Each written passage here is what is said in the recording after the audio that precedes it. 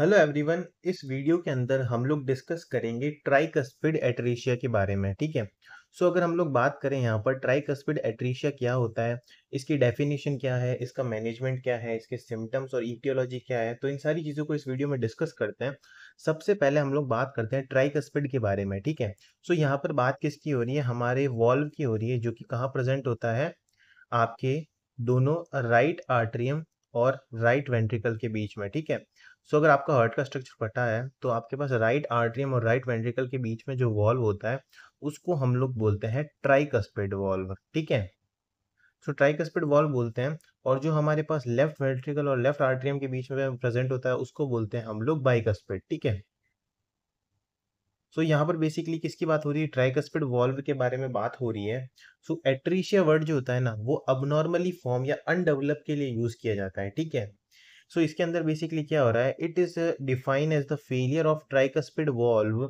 यहाँ पर जो ट्राइकस्पिड वॉल्व है हमारा, उसका फेलियर हो जाएगा उसके डेवलपमेंट के अंदर। ठीक है।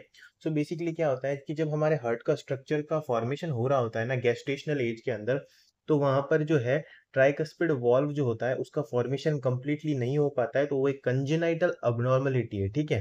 कंजेनाइटल अबनॉर्मलिटी का मतलब होता है कि यहाँ पर कंजेनाइटल का वर्ड है बाय बर्थ। ठीक है। और अबनॉर्मलिटी यानी कि स्ट्रक्चर के अंदर एक अबनॉर्मलिटी प्रेजेंट है। बेसिकली बाय बर्थ जब हमारे ट्राइकस्पिड वॉल्व का फॉर्मेशन नहीं होता है किसी बच्चे के अंदर, तो वहां पर उसको ट्राइकस्पिड एट्रीशिया की कंडीशन की तरह देखा जाता है। ठीक है। नाउ नेक्स्ट हम लोग आगे चलते हैं और बात करते हैं ट्राइकस्पिड एट्रीशिया जो होता है इसके क्या क्या रीजंस हो सकते हैं। कोई भी मटर्नल इलनेस यानी कि जब मदर प्रेग्नेंट होती है उस दौरान अगर उसको कोई भी इलनेस हो जाए, कोई रेडियो एक्सपोजर हो जाए, ठीक है, कोई भी ट्रॉमा हो जाए, या फिर जो है कोई भी अलग अलग इन्फेक्शंस की वजह से या किसी भी इलनेस की वजह से जो है यहाँ पर बेबी के अंदर ट्राइकस्पिड एट्रीशिया की कंडीशन देखने को मिल सकती है। ठीक है। नेक्स्ट है रेडिएशन इफेक्ट्स। मैंने अभी बोला भी था रेडिएशन इफेक्ट्स के बारे में कि जब रेडिएशन इफेक्ट्स वगैरह की वजह से अगर मान लो यहाँ पर अगर सोनोग्राफी की जगह पर एक्सरे करवाया जाता है कुछ केसेस के अंदर। ठीक है। अगर मान लो मदर प्रेग्नेंट है और उसके यहाँ पर एक्सरे करवाया गया है, और वहाँ पर जो भी रेज होती है ना हमारी, वो जो है बेबी के जो फीटस वाला एरिया है वहां पर जो ये यूवी रेज होगी ना, बेसिकली ये क्या है, कोई भी एक अबनॉर्मलिटी कॉज कर सकती है। ठीक है। जिसकी वजह से आगे जाके ट्राइकस्पिड एट्रीशिया भी देखने को मिल सकता है। इसके अलावा क्रोमोसोमल एबनॉर्मलिटीज, ठीक है, क्रोमोसोम या भी कोई भी जेनेटिक डिफेक्ट है या क्रोमोसोम के अंदर ही कोई अबनॉर्मलिटीज आ गई है, तो उसकी वजह से भी है जो यहाँ पर आपको देखने को मिल सकता है ट्राइकस्पिड एट्रीशिया की कंडीशन। इसी के अलावा जीन डिफेक्ट भी यहाँ पर रेस्पॉन्सिबल होते हैं, हेरिडिटरी फैक्टर्स भी यहाँ पर रेस्पॉन्सिबल होते हैं। ठीक है। ये दोनों चीजें भी हैं जो भी कहीं ना कहीं हमारी जेनेटिक फैक्टर्स की तरफ ही जा रही है। इसी के अलावा इन्वायरमेंटल फैक्टर्स भी यहाँ पर रेस्पॉन्सिबल हो सकते हैं ट्राइकस्पिड एट्रीशिया के लिए। ठीक है। नेक्स्ट हम लोग आगे चलते हैं और बात करते हैं क्लिनिकल फीचर्स की, जिन्हीं को हम लोग बोलते हैं साइन एंड सिम्टम्स। ठीक है। और जिन्हीं को हम लोग यहाँ पर क्लिनिकल मैनिफेस्टेशंस भी बोलते हैं। ठीक है। यहाँ पर साइनोसिस आपको देखने को मिलेगा। अब देखो साइनोसिस क्यों देखने को मिलेगा, क्योंकि जो ट्राइकस्पिड एट्रीशिया की कंडीशन है ये हमारी जो है बेसिकली एक साइनोटिक कंजेनाइटल हार्ट डिफेक्ट की कंडीशन है। ठीक है। अगर आपको नहीं पता है तो साइनोटिक और एसाइनोटिक के ऊपर हमने बहुत डिटेल में वीडियोस बना रखी है, आप चाहो तो देख सकते हो। Basically cyanotic congenital heart defect है जिसके अंदर क्या होता है ना, जो हमारे पास ऑक्सीजन सॉरी जो डीऑक्सीजनरेटेड ब्लड है वो जाकर ऑक्सीजनरेटेड के अंदर मिक्स होता है, और बॉडी के अंदर भी बेसिकली जो ऑक्सीजनरेटेड ब्लड की जो सप्लाई है वो डिक्रीज होती है। ठीक है।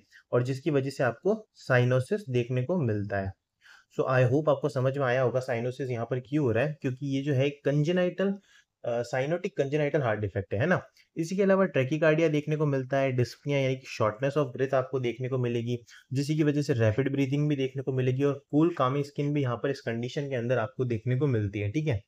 नेक्स्ट हम लोग बात करेंगे मैनेजमेंट के बारे में। अगर बात करेंगे यहाँ पर ट्राइकस्पिड एट्रीशिया के अंदर क्या मैनेजमेंट रहता है, इसको कैसे मैनेज किया जाता है, सबसे पहले हम लोग यहाँ पर दो सर्जरीज के बारे में बात करेंगे, जिनके अंदर कौन सी है हमारे पास Fontan procedure. Fontan procedure basically क्या होता है, in this superior vena cava और inferior vena cava is connected with the pulmonary trunk. ठीक है।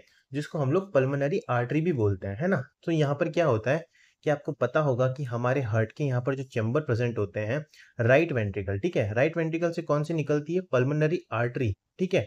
और अगर बात करें राइट आर्टरियम के अंदर कौन कौन सी आती है, तो हमारे पास आती है दो, एक तो सुपीरियर वेना केवा एंड एक आती है इंफीरियर वेना केवा।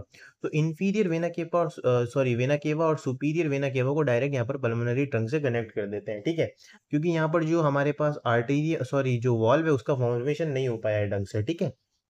इसी के अलावा ब्लेलॉक टॉसिंग स्टंट सर्जरी भी यहाँ पर की जाती है, जिसके अंदर क्या होता है, जो सब क्लेवियन आर्टरी होती है ना, उसको कनेक्ट सब क्लेवियन और या फिर कभी कभी कैरोटिड आर्टरी, ठीक है, ये दोनों यूज में ली जाती है, इनको कनेक्ट करते हैं पल्मोनरी आर्टरी से, ठीक है। सो सब क्लेवियन आर्टरी कौन सी होती है, जो कि आपकी एरोटा से अराइज होती है, ठीक है, और कैरोटिड आर्टरी भी जो है हमारी एरोटा के अंदर ही हमें देखने को मिलती है, ठीक है। सो आई होप आपको यहाँ पर जो है समझ में आया होगा ब्लेलॉक टॉसिंग स्टंट। नेक्स्ट हम लोग डिस्कस करेंगे एक दो पॉइंट और है। Focus on determining whether the child oxygen level are in safe range.